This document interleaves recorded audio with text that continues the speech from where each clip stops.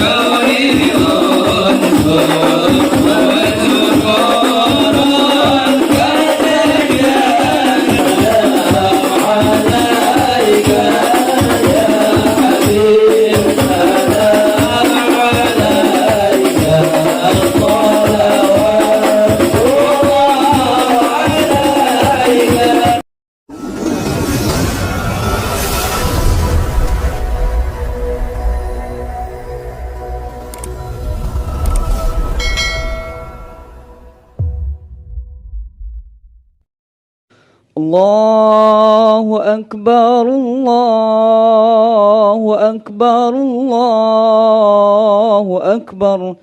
La ilaha illallah, wallahu akbar. Allahu akbar, walillahil hamd.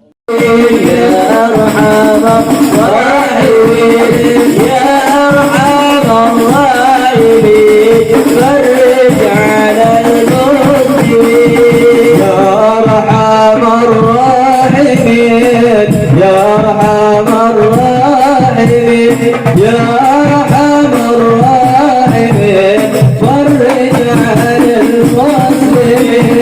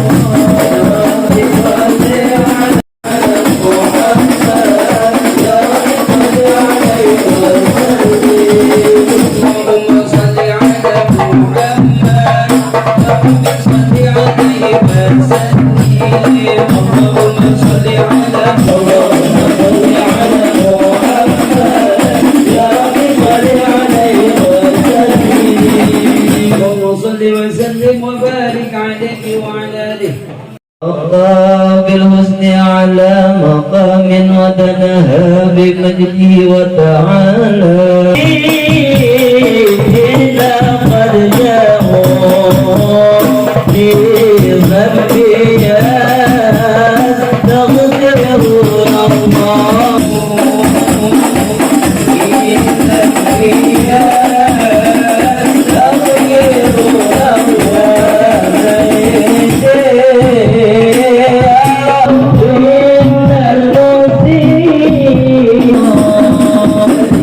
Yeah.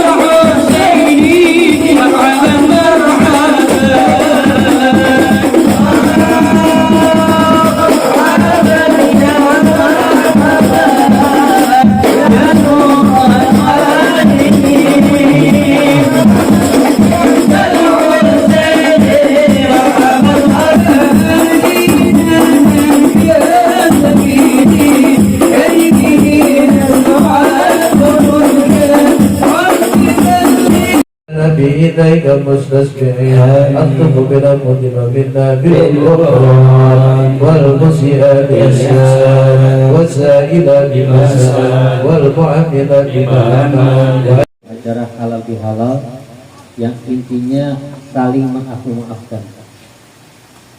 Tahun-tahun sebelumnya udah kita bahas bahwasanya halal bihalal itu dicetuskan oleh salah seorang pendiri NU, Kiai Haji Wahab Hasbullah di zaman Soekarno, yang ketika itu para politikus sedang perang dingin untuk menciptakan integrasi bangsa yang kuat. Maka Soekarno bertanya kepada Kiai ini gimana caranya. Maka Kiai Wahab Hasbullah ini memberikan ide atau usulan untuk membuat acara halal bihalal. Jadi acara halal bihalal atau maaf-maafkan cuma ada di Indonesia. Di Yaman nggak ada, di Saudi nggak ada cuma di Indonesia. Jadi kalau kita pikir-pikir orang Indonesia hatinya busuk juga gitu ya. Kalau di Yaman ya kata maaf memaafkan ini itu merupakan asmaul husna. Al-afwu itu kan sifat Allah sebenarnya.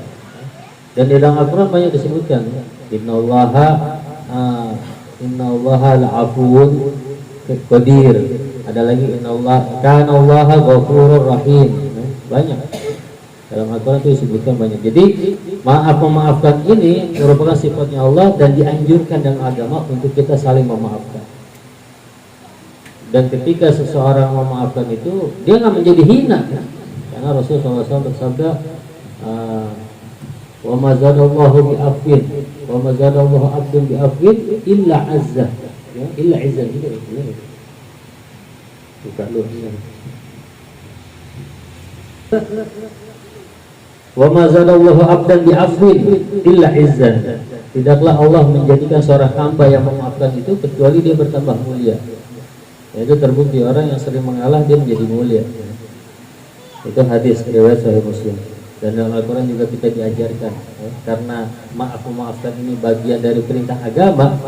Dan kita kalau mengaku sebagai orang yang bertakwa itu harus mengikuti perintah agama. Karena definisi takwa itu imtithalul awamir wa ijtinabun nawahi, menjalankan perintah Allah dan menjauhi larangan. Menjalankan perintah Allah ini memaafkan bagian dari menjalankan perintah Allah, karena Allah memerintahkan. Jadi kalau kita mau masuk definisi orang bertakwa sebenarnya, apa sih yang definisi takwa sebenarnya? Itu dalam surat Al-Imran ayat 139 kalau salah dibunyinya, alladzina, mereka yang bertakwa itu adalah alladzina yunfiquna fis sarra'i wa dharra, yang berinfak dalam keadaan sempit maupun lapang. Kalau kita buka sejarah para salaf ya, para sahabat ya, ada seorang sahabat waktu itu zaman Khalifah Siddiq sangat sempit, sehingga kita tuh tertahan untuk berbuat baik, berinfak dan sebagainya, sehingga kita kurang masuk ke definisi orang bertakwa. Nah, ketika kita nggak masuk definisi orang bertakwa, maka nggak pernah menemukan jalan keluar. Dan sebagai mana difirmankan Allah dalam surat apa itu, wa man yattaqillaha yaj'al lahu makhraja at-talaq wa yarzuqhu min haitsu la yahtasib. Barang siapa bertakwa kepada Allah, maka Allah akan berikan baginya kemudahan dalam semua urusannya dan akan memberinya rezeki tanpa terduga. Nah, itu jadi kita muter di kesempitan, padahal kita luas. Kalau kita lihat kehidupan kita nih, wah jauh lebih enak ketimbang kehidupan para sahabat. Itu Al-Imam Hasan Al-Basri di zaman Khalifah Sayyidina Utsman bin Affan, beliau itu pernah ke rumah istrinya Nabi. Kan istrinya itu berjejer loh di samping Masjid Nabawi. Beliau kaget, itu ruangan 2x2 kamar, atapnya pelepah bisa dipegang. Nanti bayangin pelepah bisa dipegang, itu gimana itu ruangan tuh, pengapnya apa segala macam. Tapi ruangan itu ruang turunannya Jibril. Malaikat Jibril sering turun ke situ. Para istri Nabi ini menganggap ini bukan kesempitan, mereka menganggap ini keluasan, kelapangan, sehingga selalu menemukan kemudahan dalam hidup. Kita ini kelapangan, cuma menganggap kesempitan, sehingga kita nggak pernah menemukan sesuatu kemudahan dalam setiap urusan, nggak pernah mendapatkan rezeki yang tak diduga-duga. Jadi setiap kali mau dapat rezeki kita harus mikir, gimana ya? Di zaman Rasul SAW setelah perang Khaybar ada seorang wanita bernama Zainab Al-Harith. Dia ini yang meracuni Nabi dengan daging racun. Dia berbuat seperti itu karena berdasarkan dendam suaminya telah mati dalam perang Khaybar, waktu itu dibunuh oleh para sahabat. Suami namanya Salam bin Maksum, ada bin Maskum, ada yang bilang Miskam. Dia ini meracuni Nabi karena kesal, dendam. Suaminya mati di medan perang Khaybar waktu itu. Khaybar ini benteng terkokoh milik kaum Quraisy. Akhirnya jebol juga sama kaum muslimin. Itu benteng itu 8 lapis. 8 lapis. Kalau dalam perang Muhammad Al-Fatih 3 lapis. Tapi 3 lapis panjang itu benteng 1 kilo. Ya, mau dibobol susah. Kalau ini 8 lapis, tapi tebalnya nggak 1 kilo. Nah, dia dendam, dia mikirin bagaimana caranya membunuh Nabi kita Muhammad SAW. Karena dia seorang wanita, nggak mungkin sekonyong-konyong bawa pedang musuh Nabi. Sementara Nabi itu dikelilingi oleh para sahabat. Ya sahabat-sahabat hebat yang kelilingi Nabi, kayak Sayyidina Umar. Sayyidina Umar siapa yang berani? Sayyidina Umar. Waktu Sayyidina Umar baru masuk Islam di Mekah, beliau berdiri di hadapan Ka'bah dan berkata, siapa yang ingin bapaknya menjadi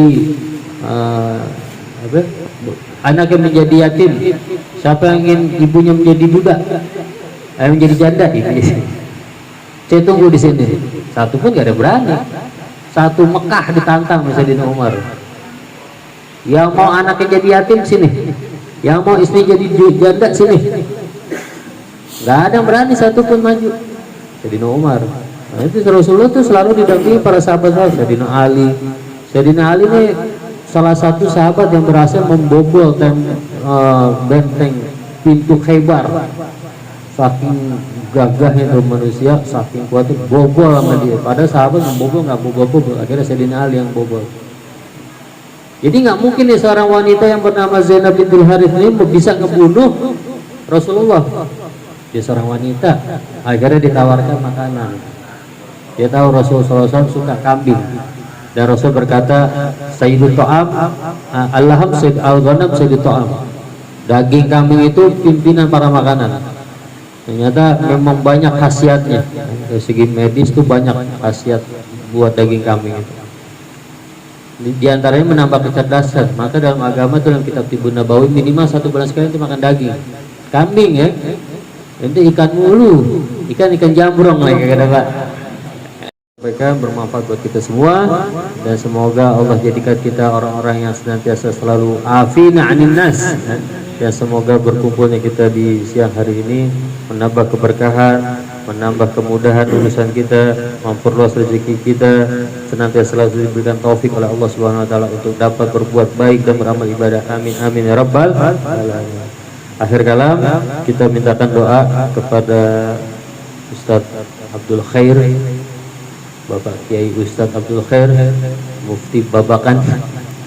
Semoga segala niat baik dan hajat kita Allah kabul. Amin amin ya rabbal alamin. Niatil putih wal mudah wal sud wasalihal jasadi wal ruh ila hadratin Mustafa Muhammadin sallallahu alaihi wasallam. Al-Fatihah. A'udzu billahi minasyaitonir rajim. Bismillahirrahmanirrahim. Alhamdulillahi rabbil alamin arrahmanir rahim maliki yaumiddin.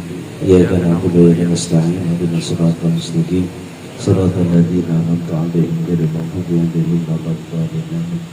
ربنا من أزواجنا وذريتنا قرة أعين واجعلنا إماما رب اجعلني مقيم الصلاة ومن ذريتي ربنا وتقبل دعاء ربنا آتنا في الدنيا حسنة في الآخرة حسنة وقنا عذاب النار صلى الله على سيدنا محمد وعلى آله وصحبه وسلم سبحان ربك رب العزة عما يصفون والسلام على المرسلين والحمد لله رب العالمين. وسلم صلى الله على محمد صلى الله عليه وسلم صلى الله على محمد صلى الله عليه وسلم صلى الله على محمد صلى الله عليه وسلم sallallahu ala Muhammad sallallahu alaihi wasallam sallallahu ala Muhammad sallallahu alaihi wasallam sallallahu ala Muhammad sallallahu alaihi wasallam sallallahu ala Muhammad sallallahu alaihi wasallam sallallahu ala Muhammad sallallahu alaihi wasallam sallallahu ala Muhammad sallallahu alaihi wasallam sallallahu ala Muhammad sallallahu alaihi wasallam sallallahu ala Muhammad sallallahu alaihi wasallam sallallahu ala Muhammad sallallahu alaihi wasallam sallallahu ala Muhammad sallallahu alaihi wasallam sallallahu ala Muhammad sallallahu alaihi wasallam. Kami dari pengurus Yayasan Barisikul Quram dan juga Jamaah Sumailatul Mustafa mengucapkan minal aidin wal faizin, mohon maaf lahir dan batin. Wassalamualaikum warahmatullahi wabarakatuh. Takbir! Allahu Akbar.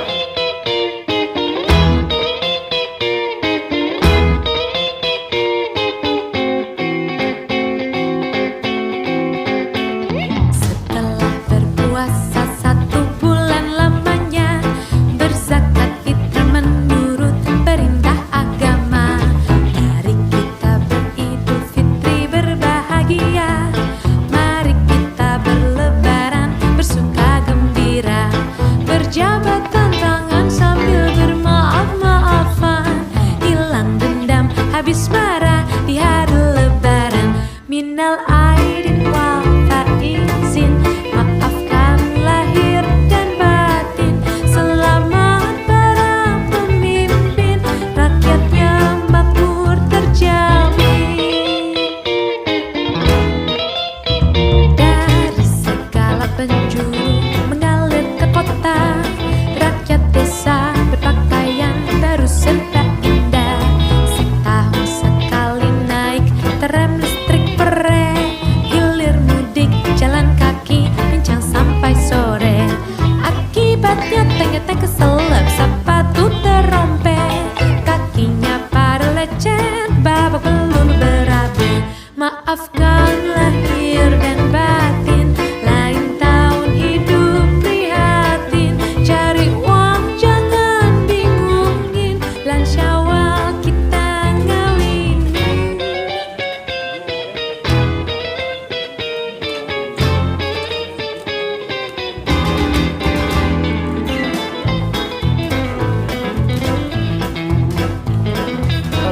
Itu biar itu Ustaz. Oh, saya adit dulu.